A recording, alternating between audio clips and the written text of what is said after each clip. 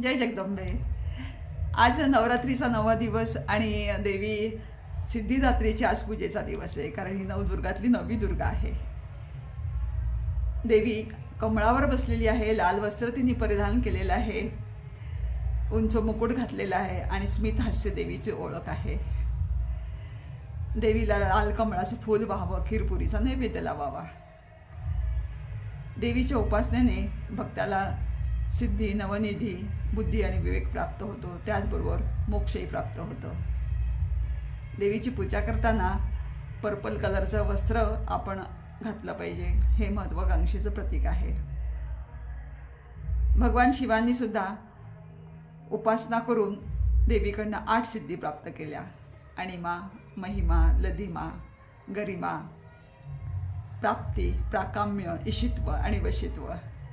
आणि ह्या उपासनेने भगवान शिवांचं अर्ध शरीर नारीचं झालं, म्हणून त्यांना अर्धनारेश्वर म्हणतात.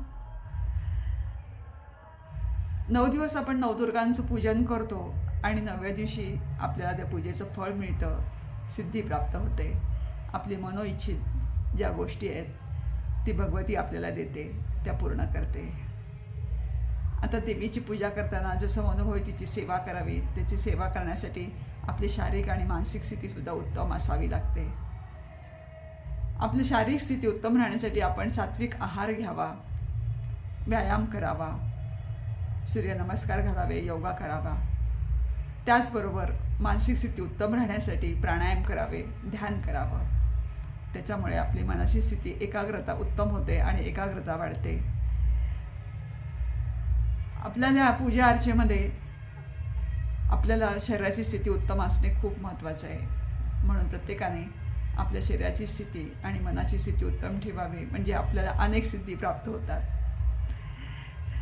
आजचा व्हिडिओ आपल्याला कसा वाटला तो लाईक करा, शेअर करा, कमेंट्स करा, सबस्क्राईब करा. धन्यवाद. जय जगदंबे.